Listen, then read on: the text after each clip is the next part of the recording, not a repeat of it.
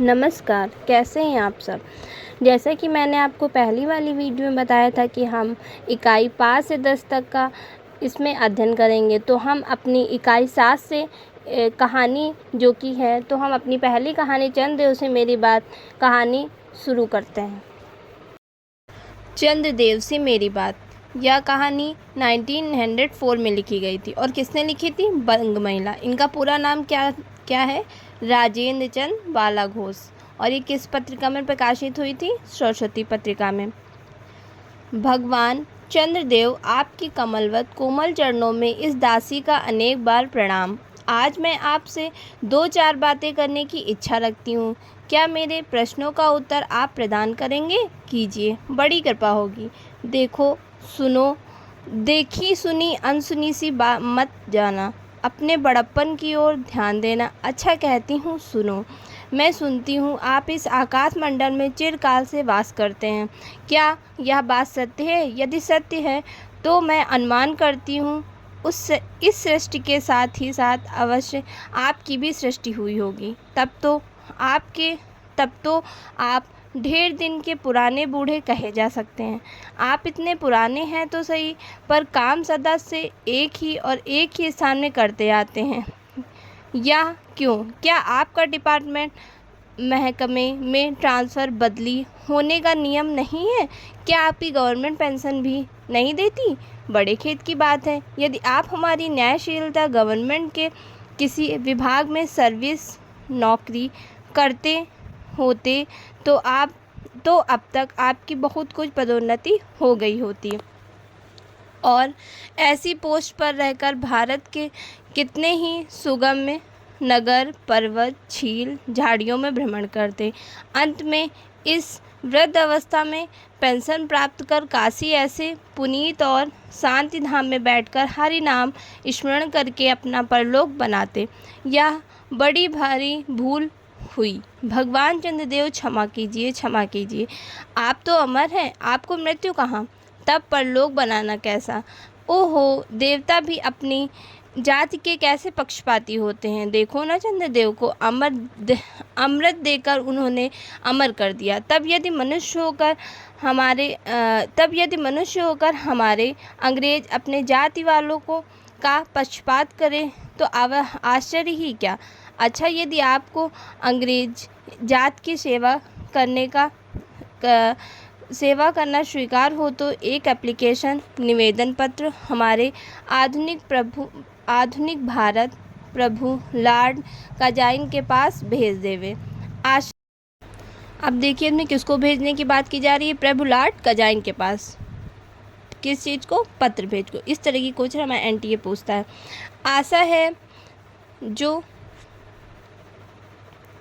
आशा है कि वे आपको आदरपूर्वक अवश्य आह्वान करेंगे, क्योंकि आप अधम भारतवासियों के भांति कृष्णांग तो हैं ही नहीं, जो आपको अच्छी नौकरी देने में उनकी गौणांग जाति कुपित हो उठेगी। और फिर आप तो एक सुयोग्य, कार्यदक्ष, परिश्रमी, बहुदर्शी, कार्यकुशल, सरल स्वभाव महात्मा हैं। मैं विश्वास करती हूँ जब लॉर्ड कर्जन हमारे भारत के स्थायी भाग्य विधाता बनकर आवेंगे, तब आपको किसी कमीशन का मेंबर नहीं तो किसी मिशन में भर्ती करके वे अवश्य भेज देंगे, क्योंकि उनको कमीशन और मिशन दोनों ही अत्यंत प्रिय हैं। आपके चंद्रलोक में जो रीति और नीति सृष्टि के आदिकाल में प्रचलित थे वे ही सब अब भी हैं, पर यहाँ तो इतना परिवर्तन हो गया है कि भूत और वर्तमान में आकाश पाताल का सा अंतर हो गया है। मैं अनुमान करती हूँ आपके नेत्रों की ज्योति भी कुछ अवश्य ही मंद पड़ गई होगी, क्योंकि आधुनिक भारत संतान लड़कपन से ही चश्मा धारण करने लगी है। इस कारण आप हमारे दीनहीन क्षीण प्रभु भारत को उतनी दूर भली भांति ना देख सकेंगे।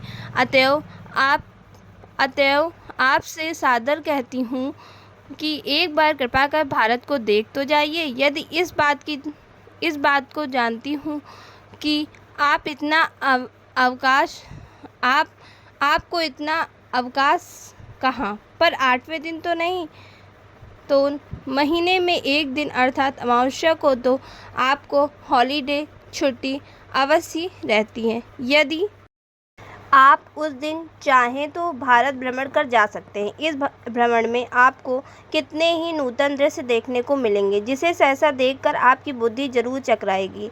यदि आपसे सारे हिंदुस्तान का भ्रमण शीघ्रता के कारण ना हो सके तो केवल राजधानी कलकत्ता को देख लेना। किस शहर की बात की जा रही? कलकत्ता। इसके पहले कौन शहर की बात की गई थी? काशी की। वहाँ के कल कारखानों को देखकर आपको यह अवश्य कहना पड़ेगा कि यहाँ के कारीगर तो विश्वकर्मा के भी लड़कदादा निकले। यही क्यों आपकी प्रिय सहयोगिनी दामिनो, जो मेघों पर आरोहण करके आनंद से अटखेलियाँ किया करती हैं, वह बेचारी भी यहाँ मनुष्य के हाथों का खिलौना हो रही हैं।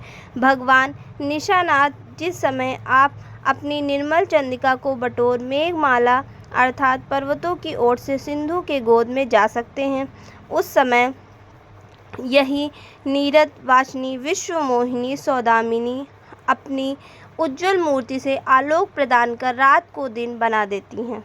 आपके देवलोक में जितने देवता हैं, उसके वाहन में उतने हैं। किसी का गज, किसी का हंस, किसी का बैल, किसी का चूहा इत्यादि।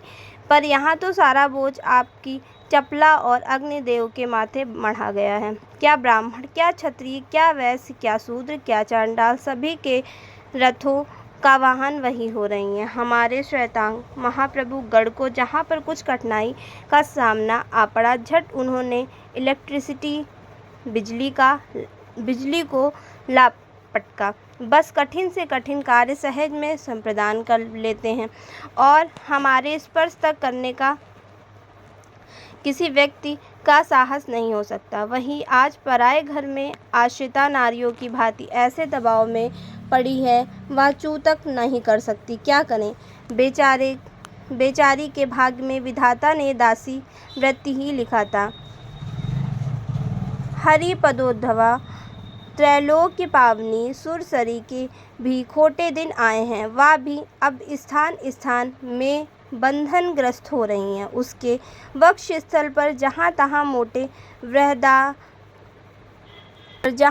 मोटे वहदाकार खंभ गाड़ दिए गए हैं। कलकत्ता आदि को देखकर आपके देवराज सुरेंद्र भी कहेंगे कि हमारी अमरावती तो इसके आगे निरी फीकी सी जान पड़ती है। वहाँ ईडन गार्डन तो पारिजात परिशोभित नंदन कानन को भी मात दे रहा है। वहाँ के विश्वविद्यालय विश्वश्रेष्ठ पंडितों की विश्वव्याधिनी विद्या को देखकर वीणा पाड़ी सरस्वती भी कहने लग जाएंगी कि निसंदेह इन विद्या दिग्गजों की विद्या चमत्कारिणी वहाँ देव सेनापति विद्या दिग्गजों की विद्या चमत्कारिणी है। वहाँ के फोर्ट विलियम के फौजी सामान को देखकर आपके देव सेनापति कार्तिकेय बाबू के भी छक्के छूट जाएंगे, क्योंकि देव सेनापति महाशय देखने में खास बंगाली बाबू से जचते हैं और उनका वाहन भी एक सुंदर मयूर है। बस इससे उसके वीरत्व का भी परिचय खूब मिलता है। वहाँ के मिंट को देखकर सिंधु तनया आपकी प्रिय सहोदरा कमला देवी तथा कुबेर भी अकचका जाएंगे। भगवान चंद्रदेव इन्हीं सब विस्मयोत्पादक अपूर्व दृश्यों का अवलोकन करने के हेतु आपको सादर निमंत्रित तथा सविनय आहूत करती हूँ। संभव है कि यहाँ आने से पहले आपको अनेक लाभ भी हों। आप तो अनादिकाल से निज उज्ज्वल वप में कलंक की कलिमा लेपन करके कलंकी शशांक शशधर सलांछन आदि उपाधि मालाओं में भूषित हो रहे हैं। सिंधु तनय होने पर भी ये जिस कलिमा को आप आज तक नहीं धो सके हैं, वही आजन्म कलंक शायद यहाँ के विज्ञानविद पंडितों की चेष्टा से छूट जाए। जब बम्बई में स्वर्गीय महारानी विक्टोरिया देवी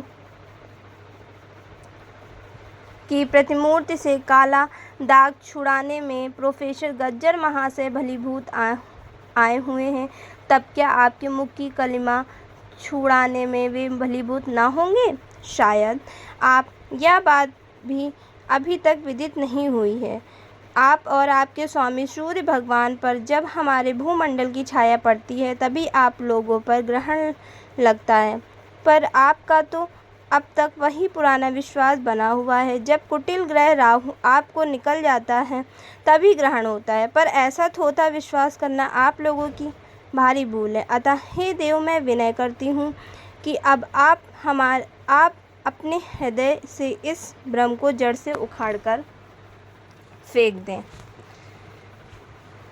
अब भारत में ना आपके स्वामी भुवन भास्कर सूर्य महाशय ही के वसुंधरों का साम्राज्य है और ना अब भारत की वह सस्य श्यामला स्वर्ण प्रसूता मूर्ति ही है। अब तो आप लोगों के अज्ञात एक अन्य द्वीपवासी परम शक्तिमान गौरांग महाप्रभु इस सुविशाल भारतवर्ष का राज्य वैभव भोग रहे हैं। अब तक मैंने जिन बातों का वर्णन आपके स्थूल रूप में किया वह सब इन्हीं विद्या विशारद गौरांग प्रभुओं के कृपा कटाक्ष का परिणाम है। ये तो यहाँ प्रतिवर्ष पदवी दान के समय कितने ही राज्य विहीन राजाओं की सृष्टि हुआ करती है, पर आपके वसुंधराओं में जो 2-4 राजा महाराजा नाम मात्र के हैं भी वे काठ पुतलों की भांति हैं। जैसे उन्हें उनके रक्षक नचाते हैं वैसे ही वे नाचते हैं। वे इतनी भी जानकारी नहीं रखते कि उनके राज्य में क्या हो रहा है, उनकी प्रजा दुखी है या सुखी। यदि आप कभी भारत भ्रमण करने आए तो अपने फैमिली डॉक्टर धन्वंतरी महाशय को और देवताओं के चीफ जस्टिस चित्रगुप्त जी को साथ अवश्य लेते आएँ। आशा है कि धन्वंतरी महाशय यहाँ के डॉक्टरों के सन्निकट चिकित्सा संबंधी बहुत कुछ शिक्षा लाभ कर सकेंगे। यदि फ्लैग महाराज ईश्वर ना करे आपके चंद्रलोक में या देवलोक में घुस पड़े तो वहाँ से उनको निकालना कोई सहज बात ना होगी। यही जब चिकित्सा शास्त्र के बड़े बड़े पारदर्शी उन पर विजय नहीं पा सकते तब वहाँ आपके देवलोक में जड़ी बूटियों के प्रयोग से क्या होगा। यहाँ के इंडियन पीनल कोड की धाराओं को देखकर चित्रगुप्त जी महाराज अपने यहाँ की दंड विधि कानून को बहुत सुधार सकते हैं। यदि बोझ न हो तो यहाँ से वे 2-4 टाइपराइटर भी खरीद ले जाएं। जब फ्लैग मतलब आपको पता चल रहा है यहाँ पे बीमारी की बात की जा रही, फ्लैग नामक। जब फ्लैग महाराज के अपार अनुग्रह से अनेक ऑफिस में उन कार्य की अधिकता होवे तब उससे राइटर्स बिल्डिंग के राइटर्स के काम में बहुत ही सुविधा और सहायता पहुंचेगी। वे लोग 2 दिन का काम 2 घंटे में कर डालेंगे। अच्छा, अब मैं आपसे विदा होती हूँ। मैंने तो आपसे इतनी बातें कही पर खेद है आपने उनके अनुकूल या प्रतिकूल एक बात का भी उत्तर ना दिया, परंतु आपके इस मौनावलंब को मैं स्वीकार का सूचक समझती हूँ। अच्छा, तो मेरी प्रार्थना को कबूल करके एक दफ़ा यहाँ आइएगा ज़रूर। बंग महिला।